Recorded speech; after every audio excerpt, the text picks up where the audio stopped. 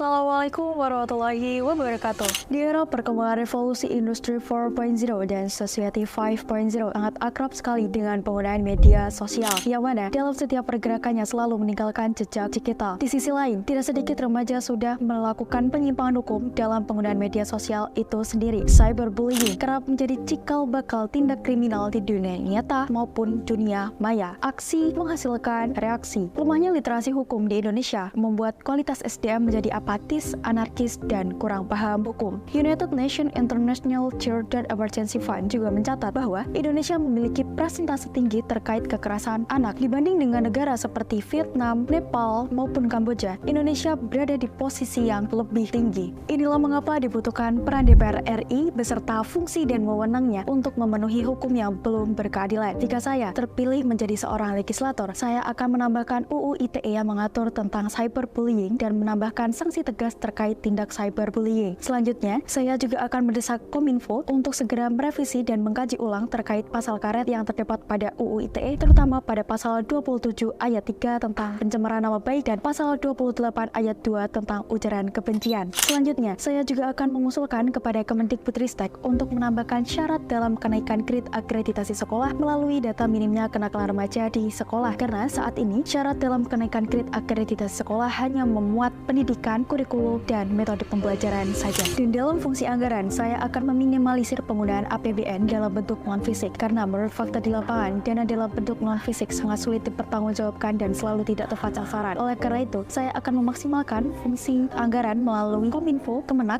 Kemenkumham, Kepolisian, serta Kejaksaan dalam melakukan fungsi pengawasan melalui program Sandal Sial, sosialisasi penggunaan media sosial. Indonesia memang sudah menerapkan sosialisasi mengenai stop bullying pada root stage. Namun, Indonesia belum sepenuhnya melakukan sosialisasi penggunaan media sosial, terutama pada kalangan remaja. Sebagai seorang legislator, saya tentunya memiliki program unggulan dalam memaksimalkan 3 fungsi DPR, yakni pembuatan aplikasi SIM, Case Complaint, Ethics and Manners, di mana aplikasi ini hasil kerjasama dari Komisi 1 DPR RI, LPA, UNICEF, serta Kominfo dan KPI yang berisi tentang tata cara dan etika dalam penggunaan media sosial, serta sebagai perantara pengaduan kasus sementara berbasis online secara gratis. Diharapkannya dengan adanya aplikasi SIM ini dapat meminimalisir tindak kriminal di dunia maya dan meningkatkan tingkat literasi hukum masyarakat Indonesia. Peran pemerintah saja tidak cukup, peran orang tua di rumah juga belum cukup, peran guru di sekolah belum cukup. Inilah mengapa dibutuhkan peran sesama remaja dalam menegakkan hukum untuk keadilan demi mewujudkan visi Indonesia Emas 2045.